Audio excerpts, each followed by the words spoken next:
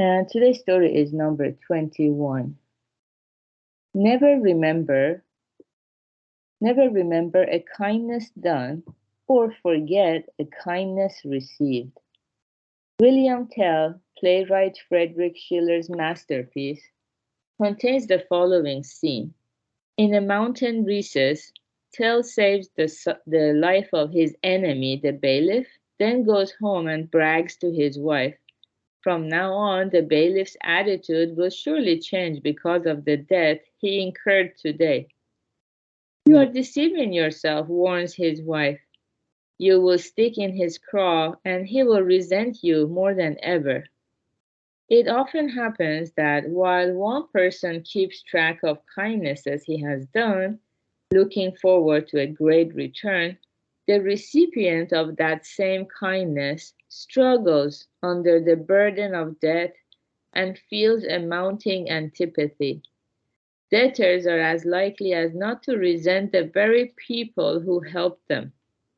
This, of course, does not mean that there is no need for acts of kindness. The law of the universe is that you reap only what you sow. Good actions yield good results. Bad actions bring bad results, and one's own actions determine one's fate. Good results cannot come about if good seeds are not planted, but attitude is crucial.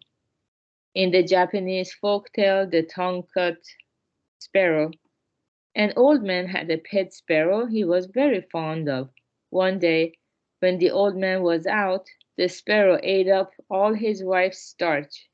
The old woman became so angry that she took out her scissors and snipped off the sparrow's tongue, rendering it mute.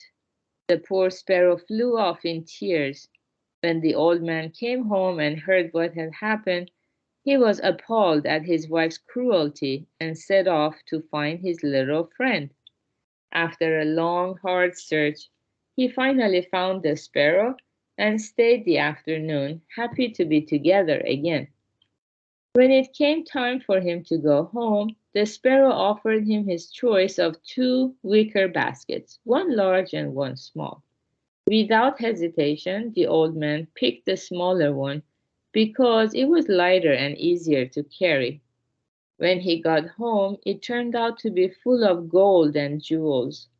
Seeing this, the old woman promptly set off to claim her own reward for all she'd done to look after that sparrow. Quote, her heart was fixed on treasure, so when she was offered the same choice as her husband, she picked the larger basket, which turned out to be full of goblins and monsters. The old man was content simply to be reunited with the pet sparrow he had searched for high and low. He asked nothing more. The old woman, on the other hand, thought to herself, that sparrow owes me because I took care of it.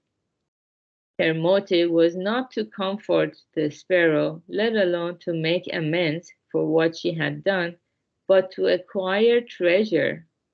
The goblins and monsters that set upon her in the end were the reflection of her own impure heart. How pleasant it would be if people did all they could for one another without seeking anything in return.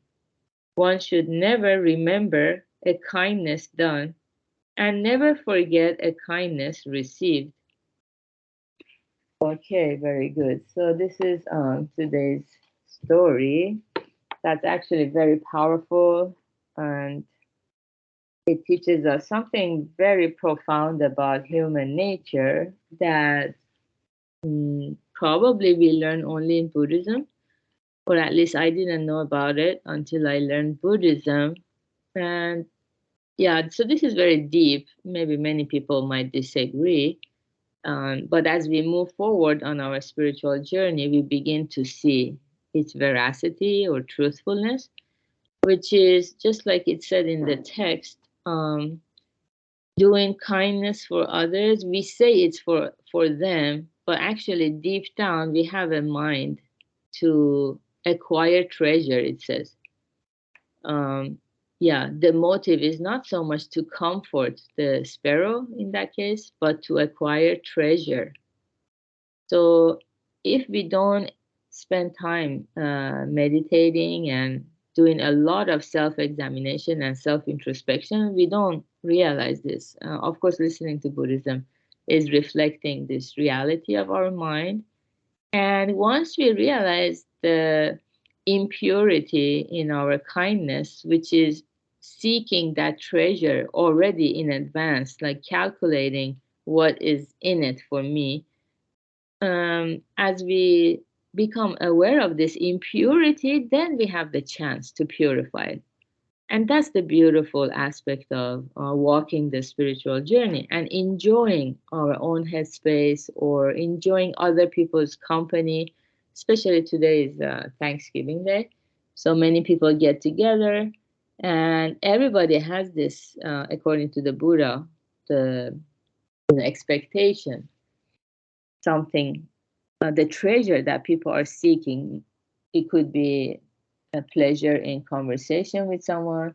It could be getting validation from someone for what we believe or what our opinions are. Something that we cherish or is like a treasure. It makes us feel good.